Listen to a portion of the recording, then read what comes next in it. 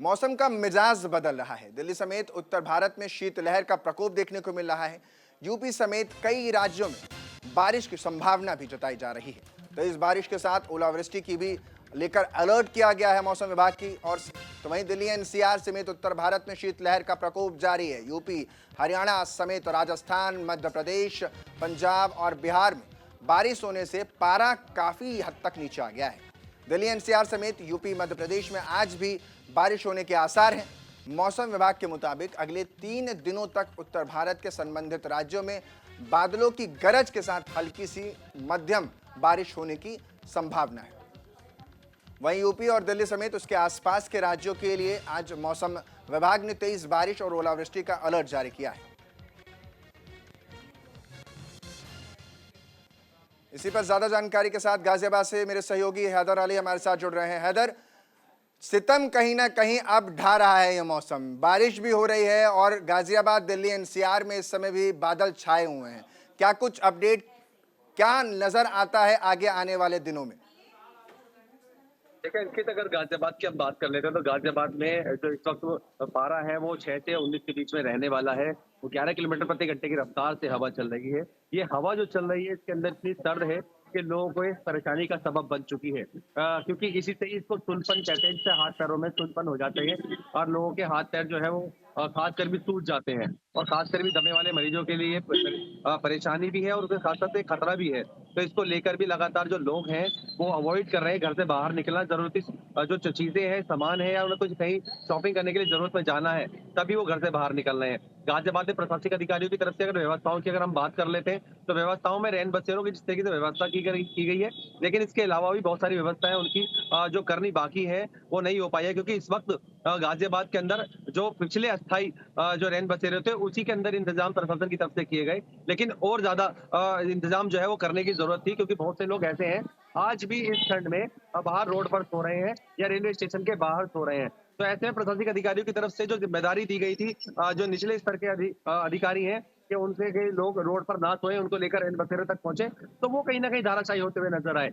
वहीं अगर हम बात करते हैं गाजियाबाद में जिस तरीके से बारिश का हुई थी लगातार, तो उसने नगर निगम की पोल खोली थी और अब बारिश का अलर्ट जारी किया गया है। तो ऐसे में नगर निगम के अधिकारियों को सोचने की जरूरत है कि इससे पहले ही किस तरीके से धरातल पर इंतजाम किया जाए ताकि आम जनमानस को परेशानी का सामना न करना पड़े। क्योंकि जिस तरीके से हाईवे सटा हुआ गाजियाबाद है, तो यहाँ पर हाईवे पर कोई पानी की निकासी नहीं है और हाईवे का सारा पानी जो सहयोगी जो रोड है वहां पर पड़ता है, पानी जल भराव हो जाता है, जिसके बाद से जाम लग जाता है और लोग जो है जो अपने गंतव्य तक जाने वाले लोग होते हैं, खासकर नौकरी वाले या अन्य कारोबारी जो होते हैं, वो खासकर भी जाम में फंसते हैं और पानी में बारिश में भीग जाते हैं। तो ऐसे में नमूनिया और हार्ट अटैक और लकवे की परेशानियां लोगों को बढ़ हैदर, सकती मेरा है। भी सवाल आपसे यही है क्योंकि अभी तो बच्चों की छुट्टी पड़ रही है, वेकेशन कई स्कूलों में घोषित किए गए हैं।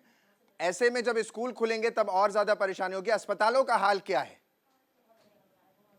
देखिए, अस्पतालों की अगर हम बात करते हैं तो स्वास्थ्य विभाग की जो सीएमओ है उनसे हमने बात की थी, तो उन्होंने बताया था कि लगातार यहाँ पर अस्पतालों के अंदर नमूनिए के और खासकर भी वो लोग, एक तो बच्चे और खासकर भी जो एजिड हैं, वो खासकर उनकी संख्या जो है लगातार इजाफा हो रहा है। एमएमजी अस्पताल हो या संयुक्त चिकित्सालय हो या इसके अलावा प्राइवेट अस्पताल जितने भी हैं, वहाँ पर खासकर भी नमूनिए के, हार्ट अटैक के जो और लकवे के मरीज जो है सबसे ज्यादा वहाँ पर देखने के लिए मिल रहे हैं। खासकर छोटे बच्चे जो हैं वो नजला, जुकाम, खांसी, बुखार, नमूनिया के शिकार सबसे ज्यादा इस ठंड की वजह से हो रहे हैं। तो ऐसे में स्वास्थ्य विभाग ने गाइडलाइन जारी की गई है कि अगर आपको जरूरत हो तभी घर से बाहर निकले, पूरा सर ढककर या गर्म कपड़े पहनने के बाद घर में रहे या बाहर निकले तो बाहर इसका एहसास ना होने दें, ठंड को अपने अंदर ना रहने दें, क्योंकि इससे बहुत सारी परेशानियां हो सकती हैं।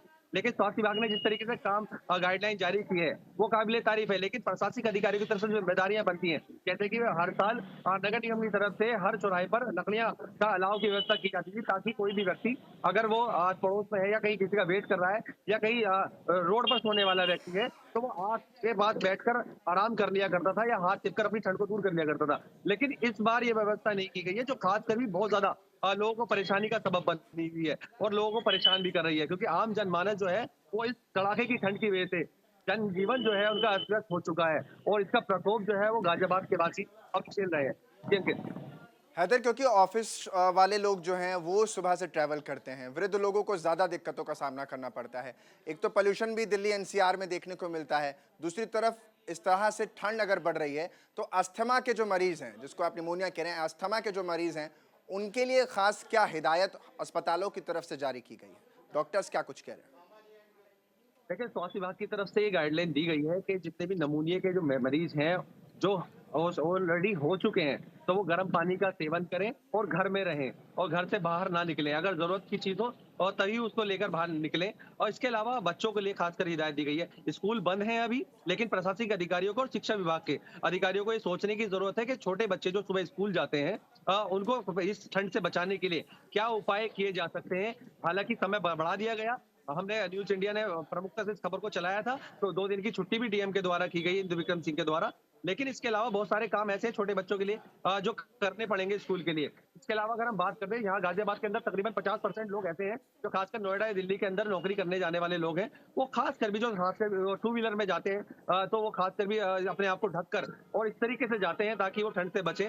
लेकिन जो लोग रोज़ाना की बसों में या अन्य चीज़ों से सफ़र करते हैं, उनके लिए खासकर परेशानी का सबब बना हुआ है। क्योंकि ये जो ठंड है, इसमें जो हवा चल रही है 11 किलोमीटर प्रति घंटे की रफ्तार से, ये हाथ-पैरों में सुन्न पैदा कर रही है। और खासकर भी डॉक्टरों का कहना यही है कि हाथ-पैर जब सुन्न होते हैं, इससे ही हार्ट तक ये ठंड पहुँचती है, इसलिए हार्ट अटैक की आशंका बहुत ज़्यादा बढ़ जाती है। जी तो हैदर, यही वजह बहुत बहुत शुक्रिया हैदर तमाम जानकारी देने के लिए।